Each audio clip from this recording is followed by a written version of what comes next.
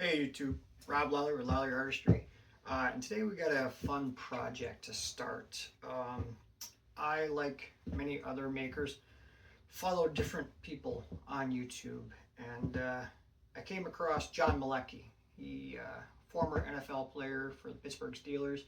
And he's a fantastic woodworker.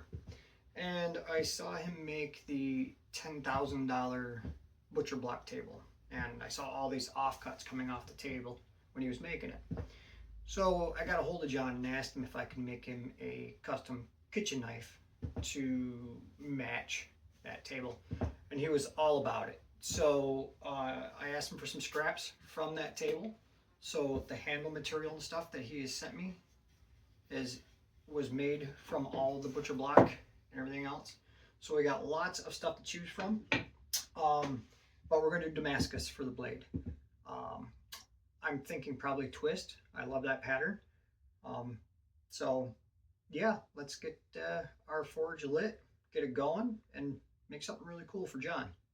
All right, guys, we'll be back. Let's get our steel clean.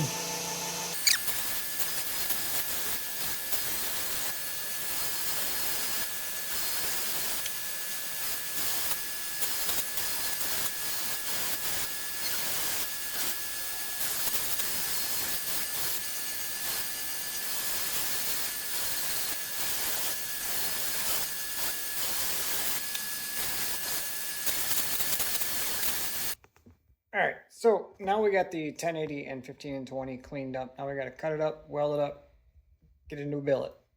Okay, next step, here we go. We have the billet set. There's 22 layers here. It's all cleaned, cut, stacked.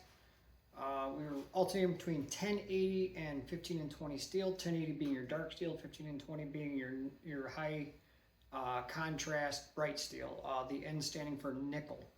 And nickel, it resists acid.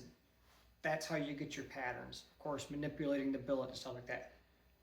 We will get this in the forge, get it heated up to forge welding temperatures, and then we will start the forge weld process. I like to cover it in WD-40 before it goes in. Helps keep carbon from, or not, sorry, carbon, but slag and stuff from getting inside.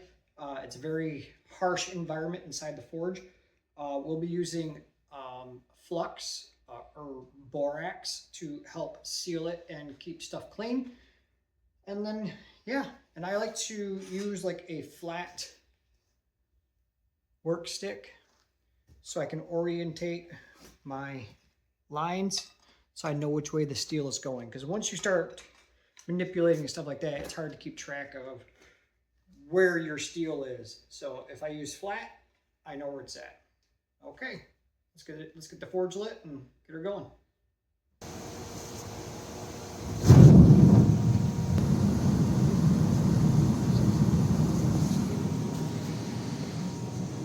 Okay, we got the forge lit.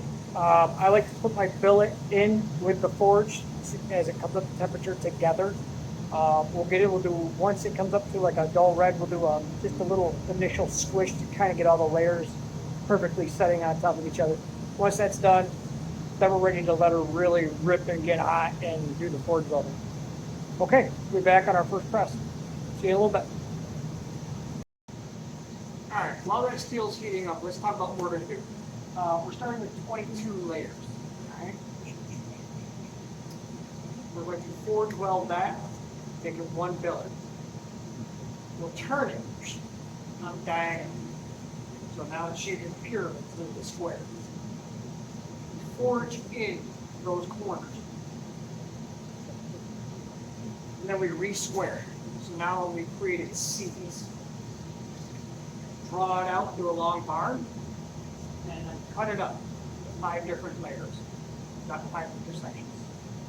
That'll give us a count of 110 with those layers. Forge weld it all back together. Do the same thing on the diagonals. Get our C's. Draw it out again to about 5 sections. That'll give us 550 layers. I think that's going to be our final billet count. 550 layers is the count. I like that number.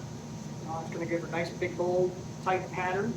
And then when we're done, this will be our billet. Be ready to go. There'll still be quite a bit of steel there, so we'll probably cut some of it off and use what we need. And then I want to do the twist. Draw it onto a bar, put it in the vise, and just keep twisting the steel until you get it down, force it down flat, draw it out, then you have your knife steel. So let's go check on our steel, see how it's doing. Okay, we're about ready to pull the steel just to get all the layers sitting on each other. Okay, because there's variations in steel and stuff like that. So this isn't a forged weld heat yet. And before it goes back in this time, we'll flux it with the borax and let it then come up the top and really add second place. So it's our first press, light, nothing big.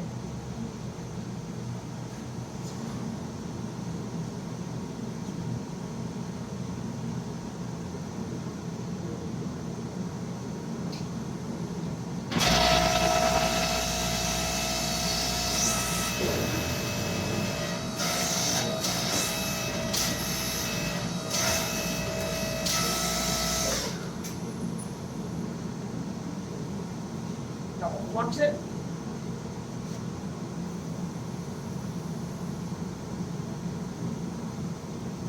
This helps try to keep all the scale from building inside between the layers. You don't want scale. So it's just like a layer of protection on it.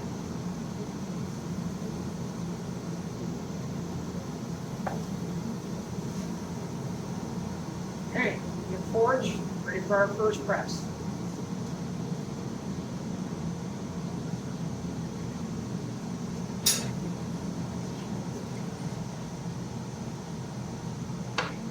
That's going to take 20 minutes or so, half hour.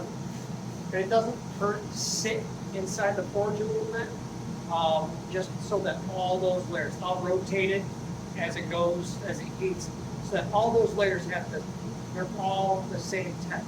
And when I start seeing that flux that's put onto that board, start to dance on the steel, then we know we're ready for the first motor flow. So when that's ready, we'll be back.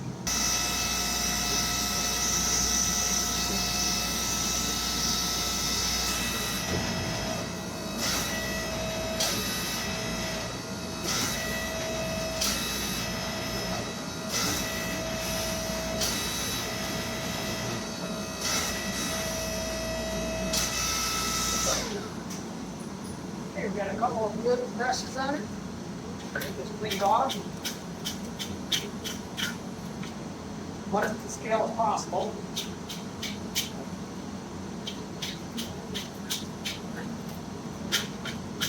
You watch the scale build right up into the oxygen in the air. Scale is not our friend.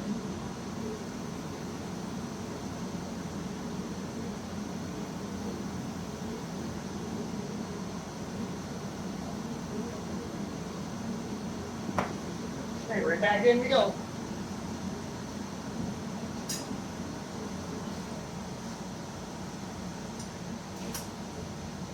Okay, everything felt very good on that first press. We're going to do that a couple more times, and then we'll start drawing our billet out, getting our length, do our octagon, or our step downs on each quarter, reforge it for, on the angle, and then draw it out, cut it up, redo the whole process. So stick around, watch, we'll keep going. First forge weld is done.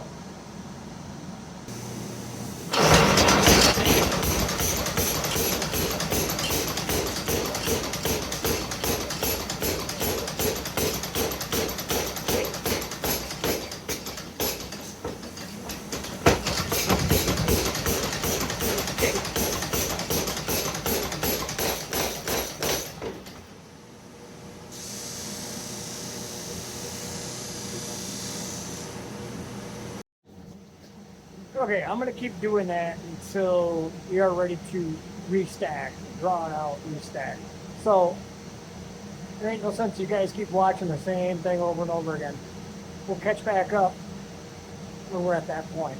So, we'll see you guys in a little bit. Okay, the billet's been re-squared. Now I've got my rounding dies in the press. And that creates valleys as you go one way, it creates valleys both ways. It pinches the steel and draws it out. So we're ready to draw it out now, get our lengths, so we can cut it and restack it and do it again. I'd like to get it, like I said, let's get it about 550 layers, so we got to do this 3 times. So, okay. You can see we've already just doubled in length just by doing that one press. We're going to power hammer, flatten her back out, and just keep doing that until I feel like we've got a good thickness to start cutting up and start relayering.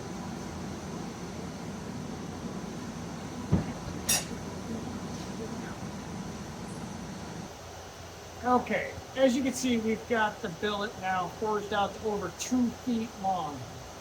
We'll measure it, we'll let it cool, measure it, cut it up, clean it up, restack just like we did before, forge weld it all again. That way we get our layer count. Okay, so we are back, stage number 2. I saved you guys the monotonous of watching me cut this up, clean all the surfaces, get it ready to get back in the forge. We got our 5 layers, so that now puts us at be 110. We'll forge this out. We'll see how much we can get out of it. I wish the billet was bigger, but we'll see. If I got to add some more steel, maybe we'll add a real big dark layer. Everything is looking good. It's been WD-40'd, so I'll spray it one more time with WD-40, get her back in the forge, back heated back up, drawn all out, the same process as we did yesterday. So we'll be back when that process is done, and then we'll be at 110 layers. And we'll decide then how much more we want to go, because we need to get a decent sized chef knife out of this billet. So, okay, we'll be back.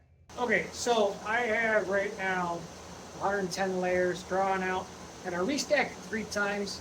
I'm not going to get the 550 layers I wanted. There's just not enough steel here. Should have added more at the beginning. But there's going to be 330 layers when we're all said and done. And then we do the twist. And I want to twist this nice and tight so that all those patterns come to the sides and the surface. Hopefully we'll get a star pattern on the sides. I got my billet labeled and welded up in the orientation I want it. So yeah, one more forge weld. We'll come back when we're doing the twist. We'll do the twist, we'll draw it out, and then we'll have our billet. And then we're ready to start shaping and forging and getting it to nice shape. So let's get the forge, get it hot, and we'll be back for the twist. Okay, we have it all forged, all the Damascus layers we want. We got the vise ready. Steel's in there heated. We're gonna get in here, so just start twisting away. So, be back while that's happening. Okay, so we got the billet drawn out. We got all the nastiness gone off it. Plenty here. Now comes the hand forging. It's been all twisted up, ready to go. I did a little test etch, check out the pattern, looks good. Most of this is all gonna be hand forged from here on out. Hoping for probably a 5-6 inch Gyuto. It's a Japanese chef knife. So let's get the forge lit. We'll start the hammering, and we'll go from there. Okay, we're working on drawing out the tang of the knife.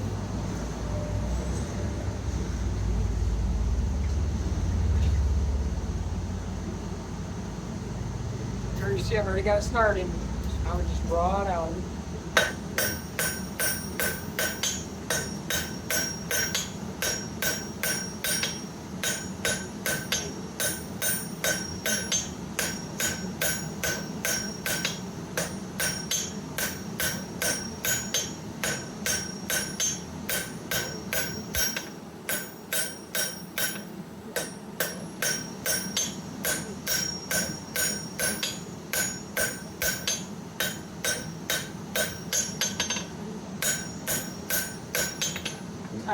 work at the top of your heat.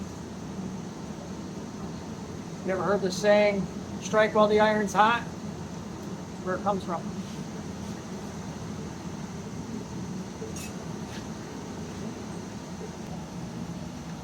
Okay, you can see that the tang is now drawn down. Now I'm going to start working on right here, which is called the heel. I'm going to draw that, pull that down, and kind of pull the blade a little bit as we go. Trying to keep everything in line, keeping it all the same width and everything else. I want to get this almost about half as much as wide as I can. So start working on that. Okay, we got her forged out. Off camera, I hardened it. We just forgot to hit record. But she came out nice and straight. We got to clean up all the decarb off it. I see some martensite, which is good. And then we start cleaning up, see if there's any imperfections in the steel. With Damascus, you'll never know if we start cleaning stuff up. I thought I seen something up here. We'll see. Hopefully it's nothing. Grind through it. Good deal. There's still a little bit of meat left. I like to keep my edge. I've hammered in all the bevels just to get some width out of this blade. I like to keep my width or my edge about the thickness of the dime before it goes in the quench. I didn't do any grinding on this.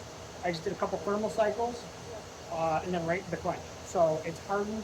We got to get cleaned up some of the scale off it so we can temper it. Tempering I'll do off camera. It's done in a controlled kiln and it takes a couple hours. So we'll get her cleaned up, take a look, make sure her steel looks good.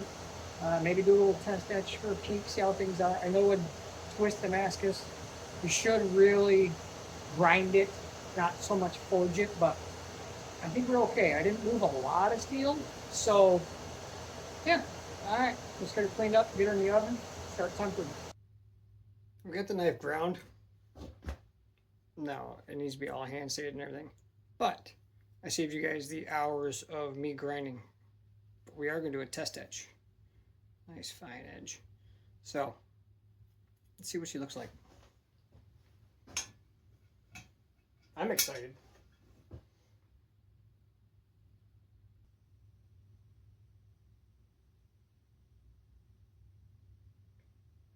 Oh yeah. Lots going on in there. It looks real good. Sorry, John. You ain't gonna see it till it's finished now.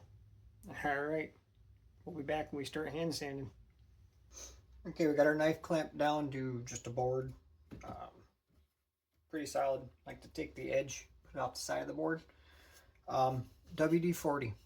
It helps with not using up your sandpaper so fast. I have a block of wood, pretty smooth in the bottom, pretty flat. And what I do is I go at an angle. So always start with your flats. Get your flats down so that there's no more high spots or low spots. And I'll do this throughout the whole blade, up and down, up and down, up and down, until all of our vertical scratches are gone from the belt grinder. Okay, so once all the scratches are gone and you can see them all going this way, you move up your next grit. So if this is 220, I go up to 300, or 320. And then you go the opposite direction until all the scratches from this direction are now going this direction. And you do that with every grit as you go up through until you get to your final pass. Your final pass of like 2000 grit, that's when you start going straight. And it's a draw straight to get all your scratches, your 2000 grit scratches, gone or in straight. Then you buff it, clean the buffing, do all that stuff, and then you can etch. But it's gonna be a long day of hand sanding, so let's have some fun. We'll be back after it's all said and done. We'll show you how nice and shiny the blade is. So okay, so we have the blade hand sanded, looking pretty good. 2000 grit. There's a little bit of stuff on it, but you know what? I still gotta do some more cleaning on it anyways. So I want to tape it up, get ready for doing the handle. Don't want to scratch anything. That way she's ready to go in the etch when I'm ready. That was 7 hours of hand sanding. So when people ask, why is Damascus so expensive? Well, a lot of time. This is day number 4 of working on this one piece. So, okay, we'll be back. We'll start working on the handle. Okay, I have you guys set up on the bench. That way you can see what's going on. I'm about to electro etch John Malecki's brand, his logo into the steel. I use a Cricut stencil, reverse, or take out the background, and that's what I want to etch. I have it all taped off where I don't want any extra etching. I'm using an old car charger. I run it at 2 amps and charge. I've got the positive on the steel, and the negative in salt water with a sponge. So now, if I touch where the steel is bare, you might even be able to hear it on camera, the hiss. Now, it's putting off some really nasty smoke. Do not breathe that in the best you can. And we're just going over this. We're going to try to get a nice deep etch. I still got to do my logo too, so that'll be next. But for now, we're just going to do his logo. Get it all in. And I'm not pressing down. I'm just letting I don't want to move any of that stencil. I want all this sit still. So if I just press, or if I just hold it there, it does etch. And like I said, you might be able to see the steam coming off it, the smoke. So I'm going to do this for 5 or 6 minutes, and then it'll be etched in. I can pull it, and I want to do the etching before I do the ferric chloride etch for the Damascus. I want it to be this in the background, just like a little subtle hint. There it is. If you look just right, you'll see everything. Okay, we're gonna get this etched, and we'll come back and I'll show you the final result. Okay, we got it. John's logo etched. We can go ahead and look at it. John the Builder, Malecki, right in there.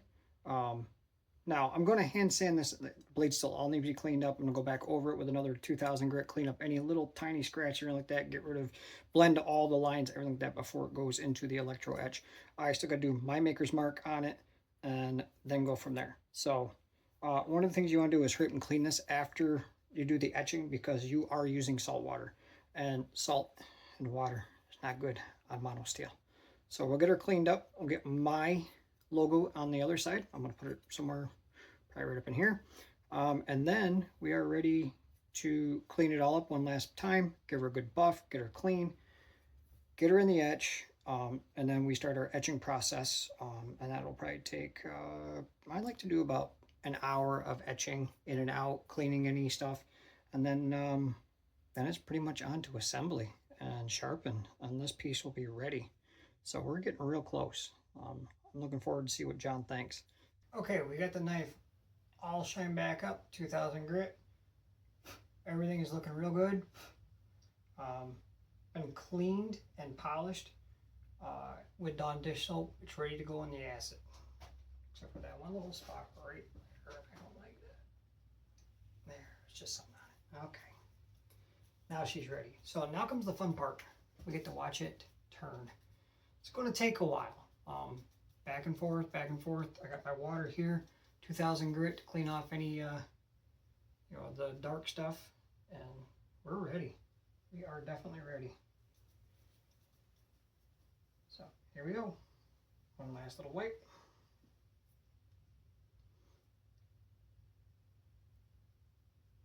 Okay, we are all finished up. This knife turned out absolutely gorgeous. I think John's really gonna love it. 330 layer twist Damascus. You guys see me do it. The wah handle came out absolutely gorgeous. It's 3 different pieces from the wood that he sent me from his butcher block table that he made. Guys, if you've never heard of John, go follow him. He's on YouTube, John Malecki. He does a lot of nice woodworking things and some fun things. He's got a great crew of guys over there. But yeah, I will set these. I'll put up some nice pictures of the finished product. Y'all can take a look. looking forward to meeting John. Gonna go down and hand it to him personally. I think that'd be great. And sorry, John, still a New York guy, but hey, Steelers are pretty good too. So, all right, guys, thanks for watching. Like, follow, subscribe, and we'll see you on the next one.